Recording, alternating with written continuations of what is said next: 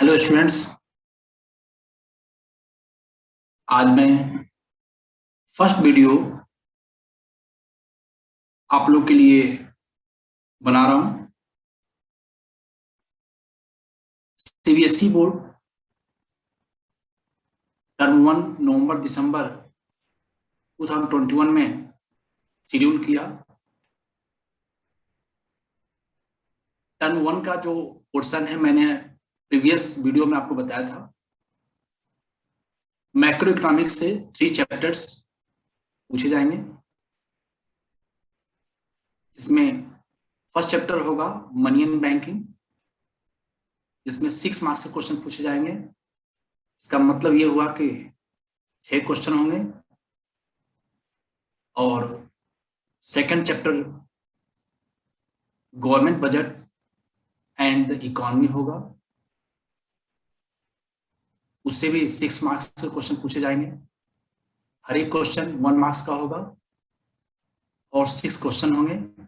And third balance of payment, जैसा कि हमने बताया कि बैलेंस ऑफ पेमेंट में ही फॉरेन एक्सचेंज रेट भी रहेगा, उससे भी 6 क्वेश्चंस होंगे। It means 6 marks 6 question. Micro economics से टोटल 18 मार्क्स के क्वेश्चन एमसीक्यू पूछे जाएंगे। उसी सीक्वेंस में मैं आज फर्स्ट वीडियो मनी का पार्ट 1 आप लोग के लिए तैयार कर रहा हूं। आई होप आप लोग को ये video exam point of view से बहुत ही फ्रूटफुल होगा।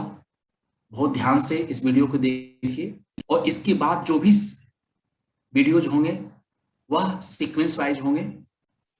आप हर एक वीडियो को जरूर देखें। जो हमारा यूट्यूब चैनल है उसको सब्सक्राइब करिए और जितनी वीडियोज हैं मैं एग्जाम के पहले तक हर एक चैप्टर के वीडियो तैयार करके आप लोग के लिए मैं अवेलेबल करा दूंगा। एमसीक्यू उसमें मैं शामिल कर दूंगा और भी जो स्टडी मटेरियल होगा मैं समय समय पे आप लोग को देते रहूंगा। तो आइए हम लोग चलते हैं, स्टार्ट करते हैं मनी चैप्टर।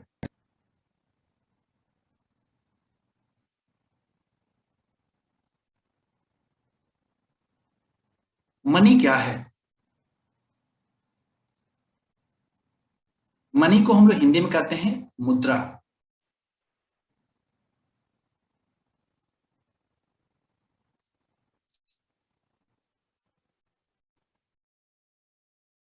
मनी की शुरुआत कहां से हुई?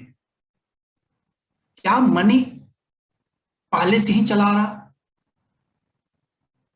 तो जब हम मनी का हिस्ट्री पढ़ते हैं तो पाते हैं कि मनी की शुरुआत के पीछे भी कोई कारण था। मनी के पहले भी कोई सिस्टम था जो वर्क करता था। वो जो सिस्टम वर्क कर रहा था उसकी कुछ डिमेरिट्स थी, जिसके बदले में मनी का जन्म हुआ। तो फिर वो सिस्टम क्या था? उस सिस्टम को हम लोग कहते हैं बार्टर सिस्टम। क्या कहते हैं? Barter system. अब हम लोग ये समझे बार्टर सिस्टम क्या होता है। बार्टर सिस्टम का मतलब होता है कि कोई कमोडिटी मेरे पास है और आपके पास कोई दूसरी कमोडिटी है, तो आपस में हम दोनों लोग एक दूसरे को एक कमोडिटी दे करके दूसरी कमोडिटी को हम लोग पाते हैं। इससे हम लोग की नीड फुलफिल हो जाती है। जिस समय बार्टर सिस्टम का कॉन्सेप्ट था, हमारा सोसाइटी उतना सिविलाइज नहीं था। कोई व्हीट का प्रोडक्शन करता था, कोई राइस का, कोई ज्वार का, कोई बाजरा का, कोई मेज का। लेकिन क्या जो बाजरे का प्रोडक्शन करता था फार्मर, उसको उसी से उसकी जरूरत पूरी हो गई? नहीं। उसको जरूरत हुई विट की, वो क्या करेगा, जिस पर्सन ने विट का प्रोडक्शन किया है उससे जाकर रिक्वेस्ट करेगा कि आप मुझे विट दे दो और हमसे बाजरा ले लो। दोनों लोग के बीच में अच्छे रिलेशन थे। उन्होंने कहा ठीक है कोई बात नहीं, आप मुझे बाजरा दे दो और मैं तुमको विट दे देता हूं। लोगों ने इस प्रोसेस को बहुत स्मूथली फॉलो किया। लोग सिविलाइज होते गए, आगे बढ़ते गए, लेकिन देखा इस बार्टर सिस्टम से कुछ प्रॉब्लम भी आने लगी। आज जो हम कमोडिटी मेरे पास है मैं आपको दे रहा हूं और जो आपके पास कमोडिटी है मैं ले रहा हूं। आगे चल करके ये समस्या आने लगी कि वह सामान आपके पास भी है, वह मेरे पास भी है। आप भी वीट का प्रोड्यूस करते हो, मैं भी वीट का प्रोड्यूस करता हूं। आप भी राइस प्रोड्यूस करते हो, मैं भी राइस प्रोड्यूस करता हूं। लेकिन मुझे जरूरत है मेज का और आपको जरूरत है बाजरे का। तो आप कह रहे हो भाई मुझे बाजरा दो तो मैं तुमको मेज दूंगा। यहां पे दोनों लोग की जरूरत पूरी होनी चाहिए। जो मुझे जरूरत है वह गुड्स आपके पास हो और जो आपको गुड्स चाहिए वो मेरे पास हो, यानी दोनों लोग की जरूरत। प्रोडक्शन आपने भी विट का किया है, मैंने भी किया है। यदि आप भी मुझे विट दोगे और विट मेरे पास ऑलरेडी है तो फिर इसका मतलब क्या है? तब तो वह सब गुड्स विट हमारे पास सरप्लस होते जाएगा। हम कितना रखेंगे? स्टोरेज की प्रॉब्लम, यानी कि इसमें डबल कोइंसिडेंस ऑफ वांट्स की बात सामने आ गई कि आपको विट चाहिए तो मैं विट दूं और मुझे राइस चाहिए तो राइस आपके पास हो, तब जाकर के दोनों लोग यहां पे संतुष्ट हो जाएंगे। लेकिन जो आपको चाहिए, विट चाहिए, मैं आपको देने के लिए तैयार हूं, लेकिन मुझे चाहिए मेज और आपके पास है ज्वार, तो फिर कैसे ये सिस्टम वर्क करेगा? यहां एक्सचेंज नहीं हो पाए। हम दोनों लोगों ने कहा कि भाई जो नीड हमारी है तुम फुलफिल करो और जो तुम्हारी नीड है उसको मैं फुलफिल कर दूंगा, तब जाकर के ये एक्सचेंज सिस्टम कंप्लीट हो। इसके साथ एक और दिक्कत आने लगी कि इसके लिए कोई कॉमन यूनिट नहीं बन पा रहा था। बार्टर सिस्टम की एक समस्या और थी बेटा, वो कॉमन यूनिट के रूप में क्या कि आप इतना चीज देख करके दूसरा चीज ले सकते हो। लोग इतने सिविलाइज नहीं थे। यदि मान लेते हैं कि इसमें एक पर्सन है जिनका नाम है मुन्नू, मुन्नू के पास विट है और दूसरे पर्सन है उनके पास है टुन्नू, उनके पास एक काऊ है। मुन्नू को जरूरत है काऊ का और टुन्नू को जरूरत है विट का। मुन्नू ने कहा टुन्नू हमसे तुम विट ले लो और काऊ दे दो। टुन्नू ने कहा हाँ ठीक है नो प्रॉब्लम, हमसे गाय ले लो, लेकिन एक शर्त है, 100 केजी वेट की हमारी काऊ है, इसको पाने के लिए तुम्हें 1000 केजी विट देना पड़ेगा। और मुन्नू ने कहा कि हाँ ठीक है, जो तुम चाहते हो मैं फुलफिल कर दूंगा तुम्हारी नीड, और तुम मुझे गाय दे देना। बात हो गई।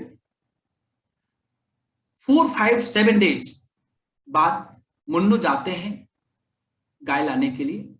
तो जब इन्होंने विट को वेट किया तो पाया कि 1000 केजी विट उनके पास नहीं है, बल्कि उसमें से कुछ चूहे खा गए, कुछ सड़ गया।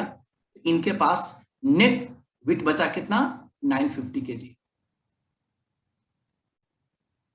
अब ये 950 केजी विट लेकर पहुंच गए कहां पे?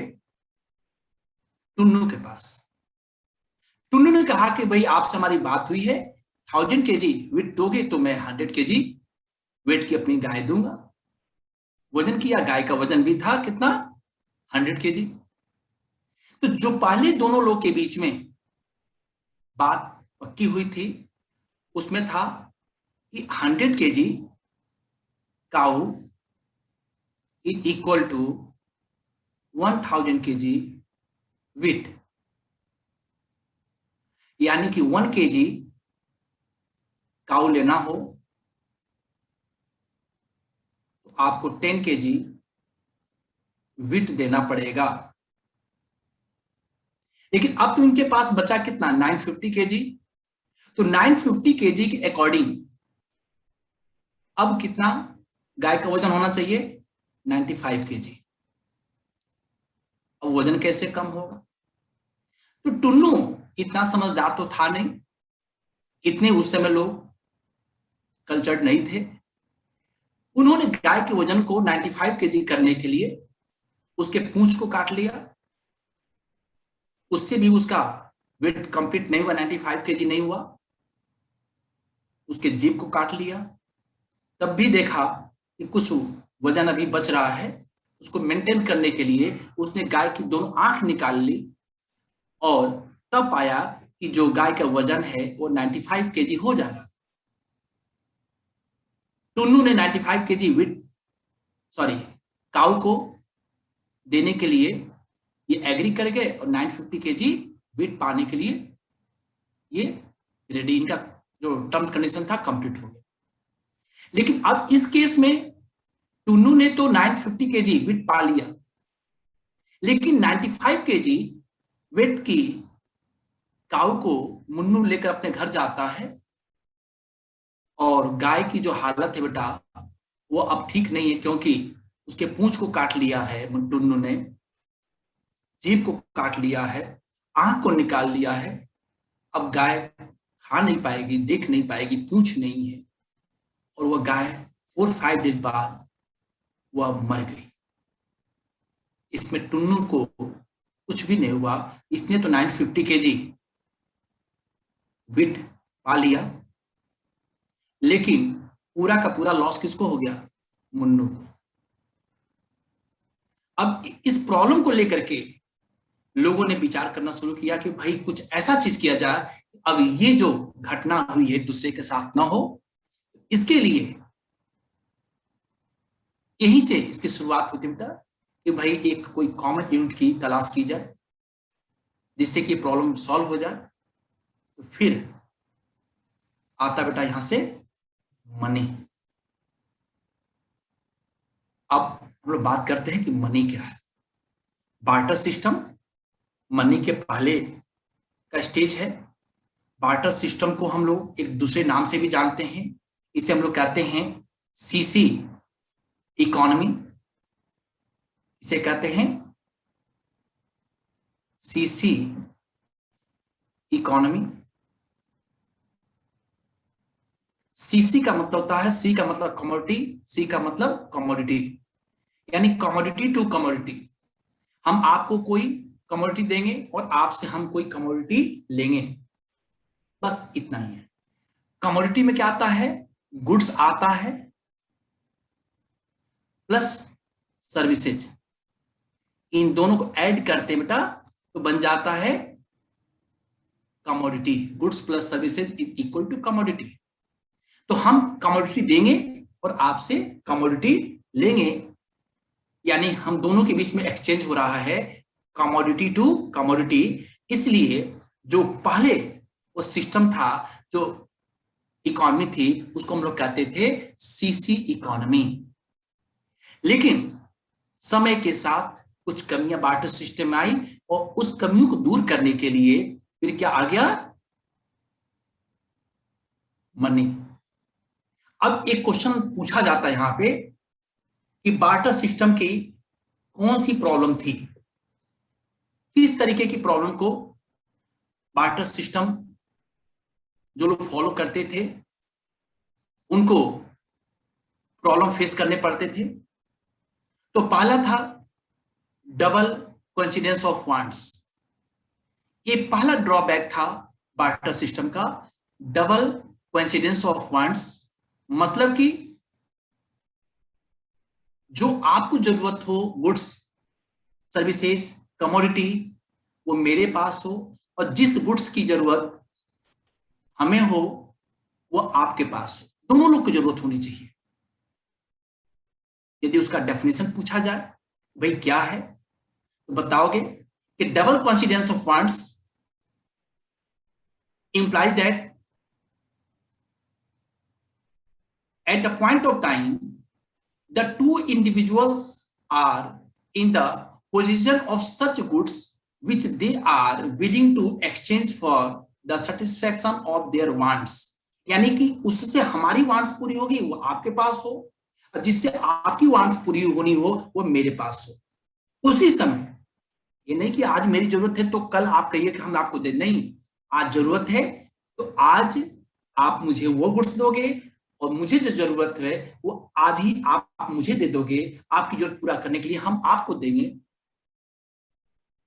डबल कोइंसिडेंस ऑफ वांट्स में ये है। इसके बाद से और कौन सा इसका ड्रॉबैक था बेटा? वो ड्रॉबैक था lack of common unit. Lack of common unit, एक ऐसा यूनिट जिससे हर एक गुड्स को हम क्या कर सकें, इजिली एक्सचेंज कर सकें। ये कब होगा? जब उसका कोई एक कॉमन यूनिट होगा। कोई मेरे पास बाइक है, उसका कुछ ना कुछ वैल्यू होगा। हम ये कहते हैं कि हाँ मेरी बाइक है, उसकी वैल्यू जो है वो 50,000 है, तो वो 50,000 रुपीज वो एक कॉमन यूनिट से होगा, रुपए से होगा। लेकिन जब मनी नहीं था, जब बार्टर सिस्टम था, तो वहां पे एनिमल के साथ, गोट के साथ ये संभव नहीं था कि उसका कोई कॉमन यूनिट होता। ये दिक्कत आने लगी। इस प्रॉब्लम को सॉल्व करने के लिए भी फिर मुझे मनी की जरूरत पड़ी। एक ऐसी चीज की जरूरत पड़ी जो ये प्रॉब्लम सॉल्व कर दे, फिर मनी। इसके साथ बेटा और भी एक ड्रॉबैक इसका आता है, वह है डिफिकल्टी ऑफ फ्यूचर पेमेंट और कॉन्ट्रेक्चुअल पेमेंट की। आज हम पेमेंट नहीं कर पा रहे हैं, आज हमारे पास वो चीज नहीं है, और कल जो है आप कैसे उसको सेटल करेंगे, ये भी था। इस प्रॉब्लम को सॉल्व करने के लिए भी मुझे किसी दूसरे चीज की जरूरत थी। इसके अलावा एक सबसे बड़ी और प्रॉब्लम थी स्टोरेज की, कि हमारे पास वो चीज होते गया, बढ़ते गया, लेकिन हम कहां रखेंगे उसको। विट का प्रोडक्शन बहुत अच्छा हुआ, हमारी जरूरत थी पूरी हो गई, मैंने आपकी भी जरूरत पूरी कर दी। आपके पास भी विट था, आपने मुझे दे दिया। लो, मेरे पास राइस था, आपने राइस ले लिया। अब मेरा जो घर है वो तो लिमिटेड है ना, वो भर गया विट से। फिर अगली क्रॉप्स तैयार हो गई, फिर उसमें प्रॉब्लम आ गई।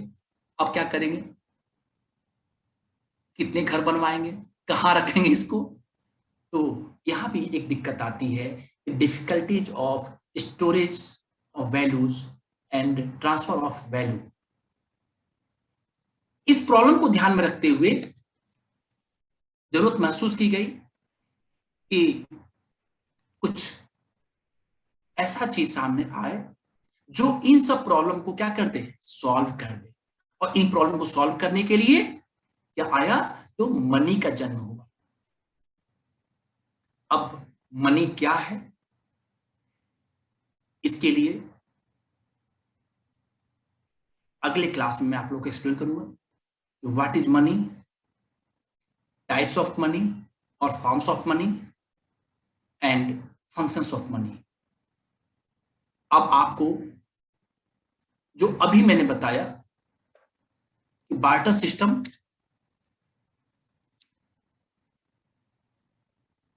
मनी के पहले की अवस्था है। जो बार्टर सिस्टम की कुछ प्रॉब्लम्स थी, उस प्रॉब्लम को सॉल्व करने के लिए